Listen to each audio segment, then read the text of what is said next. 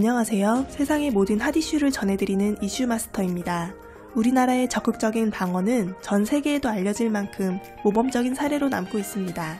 드디어 우리나라 확진자도 점점 안정세에 돌입하고 있으며 정부의 적극적인 방어와 국내의 의료진, 봉사자들의 헌신적인 노력으로 다른 나라보다 확진자가 빠르게 줄어들고 있습니다.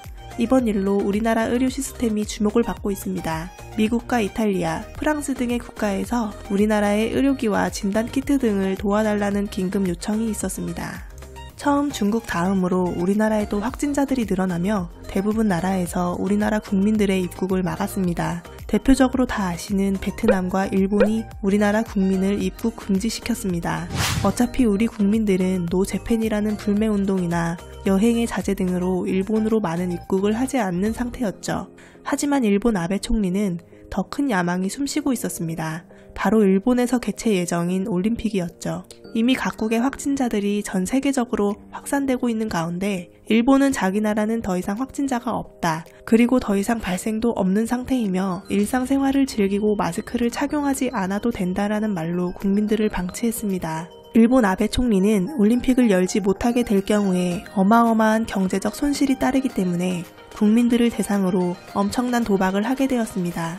그로 인해 나라 안에서는 진단조차도 할 생각을 하지 않은 채 올림픽 준비만을 한 상태였죠. 이미 세계 여러 나라들과 올림픽 관계자들은 올해는 불가피하게 열 수 없다라는 것을 누차 발표했지만 일본은 강경하게 밀고 나갔습니다. 시간이 지나고 올림픽위원회에서 올림픽을 내년으로 연기하자는 초유의 사태까지 이어지게 되었습니다.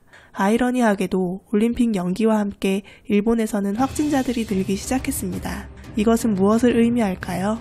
상황을 숨기면서 올림픽을 개최하겠다는 어리석음이 지금의 사태까지 오게 되었습니다. 하루 2,000명씩 늘어나는 확진자, 하지만 진단 키트조차도 제대로 확보되지 않은 채 제대로 된 검사조차 이루어지고 있지 않습니다. 얼마나 많은 사망자가 늘어날지 모르는 상태와 의료 붕괴까지 이어질 수 있는 상황까지 돼버린 거죠. 이에 다급하게 긴급 기자회견을 통해서 비상사태를 선포하는 아베 총리. 9일 하루 동안 일본 도쿄에서는 확진자 누적수가 6,260명으로 집계되고 있습니다. 이에 따라 여러 의견들도 많이 나오고 있습니다. 지금의 감염자 수보다 10배는 많을 것이다. 지옥의 헬게이트가 열렸다. 지금부터 시작이다라는 평가들로 마치 전쟁과도 같은 사재기 현상과 사회 불안감 등이 조성되고 있습니다. 고령자가 많은 일본은 얼마나 많은 사망자가 나올지 아무도 모르는 상태가 돼버렸습니다. 미국만 보더라도 이미 많은 사망자가 발생된 가운데 사망자의 장례조차 제대로 치르지 못할 정도로 의료 붕괴와 시신 처리까지 문제가 되고 있습니다. 미국 뉴욕시 브롱크스 북동쪽의 하트섬에 그냥 묻을 정도로 참혹한 실정입니다. 1600km, 폭 530m의 외딴 섬은 그동안 무연고 시신을 안치하는 묘지로 사용돼 왔었으나 현재는 많은 사망자의 시신들을 처리하고 있는 상황입니다. 일본은 도쿄, 오사카 같은 대도시에서 확진자가 급증하니 결국 비상사태를 선언했습니다. 아베는 도쿄도와 7개 광역지 자체를 대상으로 대인 접촉을 평소보다 70에서 80% 줄일 것을 당부했습니다.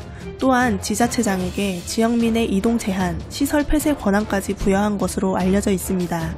1200조의 경기 부양책도 내놓았다고 합니다. 이번 일본 비상사태는 쉽게 말해서 이동과 영업을 제한하는 것이지만 강제성이 있는 것은 아니라고 합니다. 대부분의 학교는 우리나라와 마찬가지로 휴교에 들어간 상태입니다. 일본의 이번 경기 부양책은 사상 최대 금액으로 무려 108조엔, 우리 돈으로 1215조의 규모입니다. 일본 연간 GDP의 약 20%에 달하는 수준이니 어마어마한 금액이죠. 또한 1,300만 가구에 30만원씩, 우리나라 돈으로 약 300만원이 조금 넘는 금액을 가구당 받을 수 있습니다. 그동안 꽁꽁 숨겨왔던 일본의 확진자, 안정화로 들어서기까지 꽤 오랜 시간이 걸릴 것으로 예상됩니다. 우리나라도 아직은 안심하기는 이릅니다. 완치 후 재확진자가 다시 나오고 있기 때문이죠. 아직도 저녁에 클럽이며 술집에는 젊은 사람들이 많습니다. 그러나 유흥주점에서 확진자가 나온 이후 서울시에서는 부랴부랴 영업을 중단할 것을 발표했지만 아직은 좀 더 지켜봐야 할 것 같습니다. 이번 시기를 잘 넘기기 위해 우리 모두 조금만 참아보는 것은 어떨까요? 오늘의 영상은 여기까지입니다. 시청해주셔서 감사합니다.